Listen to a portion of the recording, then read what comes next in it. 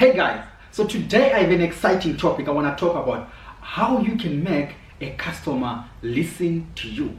Every time it's like we need to listen to the customer, we need to listen, the customer is a king. But there are ways which you can talk to your customer in such a way that they start listening to you, and when they listen to you, it means you're going to guarantee yourself a sale, and a sale means more money. Everyone needs money in the business, and in order for a business to survive, you need money. So how can you capture your customers' attention and have them to purchase something?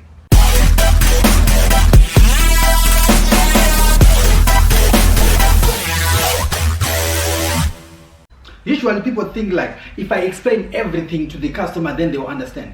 There are things which are not even necessary to explain. So first thing you need to do is to cut out what's not important. You may talk about we have a website, we have a blog, that's not important.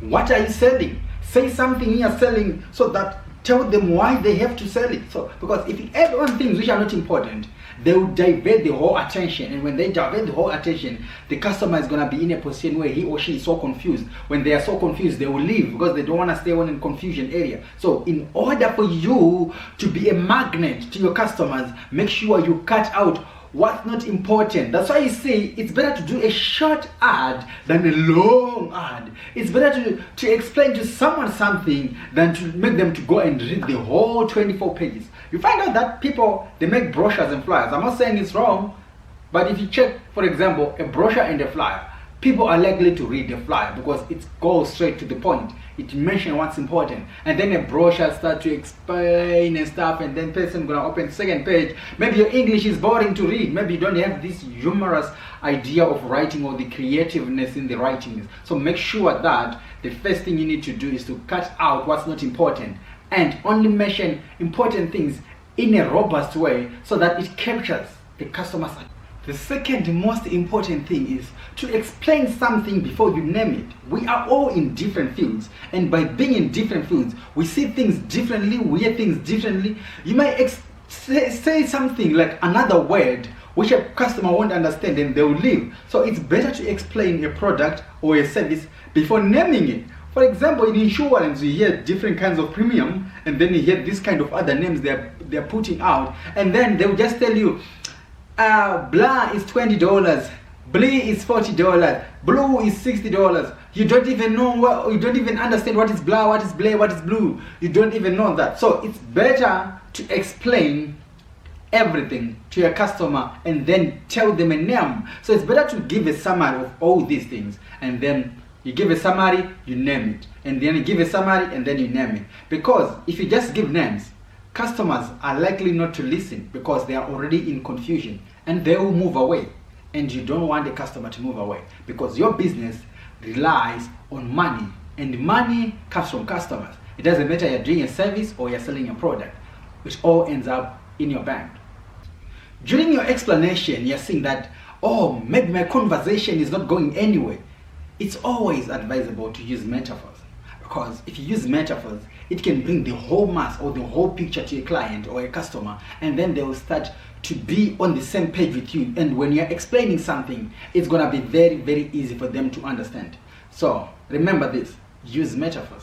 They always work. I want you to think of this. Would you want to buy something from a person who is so serious always? If you become funny, people will like to talk to you because you can make them smile. You can make even customer smile. Unlike being like a robot, you'll be like, yes, no, you can get that one, or get that one. No, we only said it once. Yeah, you cannot have two. Gosh, this is so boring. You need to change the way you talk to customers. You need to bring enthusiasm in the conversation. You need to bring creativeness, humorous. If you do those things, it actually brings the customer into a position where they feel free to communicate, where they can be themselves. When they can be themselves, they're easily going to express their concern. They're easily going to tell you what they want, and it's going to be easy for you to give them the same product which they want, and in a way they need it. So remember, it's always advisable to be humorous. It's always cool to find out where something is derivating from. It's like words. You go in the dictionary saying, oh, this word was used in the 18th century, 15th century, whatever, and it's so cool, like, oh, it was Latin, now it's English and stuff. And it's even like that in products or services. Always telling things in a chronological area, like moving from one part to another part, moving from one year to another year. A lot of customers would like to know how this came to be. A lot of customers will be so happy to listen to the history. They start to live the history. And when they are so happy, they'll take your product and they'll do the same to other people. That's why you see that we have a lot of companies in this planet which are over 100 years old, 200, some even are less than. But the way we explain them to people, it's always in such a way that a person can understand. Find a person who loves iPhone. They'll tell you since 1976 maybe, or 1982, and then they'll continue telling you the whole chronology until 1999 when Steve Jobs was introducing iPhones, and then they'll tell you all those things, and they'll tell you even the software. That is the thing, because the way they were introduced to a product was through the chronological storytelling, moving stage by stage, going up to where it is. That's why we have biographies. That's why people listen to you when you tell them your story. So it's always important to tell people where the product or service is derivating from, so that they can understand what you are selling and how you are selling it. How do you want to sell to your customer? How do you want your customer to react towards your product or services? Tell me something in the comment section or email me, whatever you can do. But remember this, you need to treat your customers as king, because the only way they can give you their money is because when you respect them.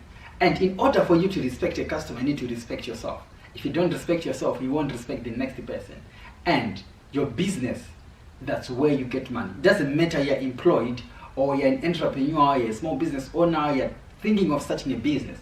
The thing is, when you are in a business, just think of yourself as a customer. How do I want people to talk to me? How do I want people to market to me? And all that. And keep on strategizing, planning, and experimenting so that you can make a sale. Until then, my friend, be who you must be.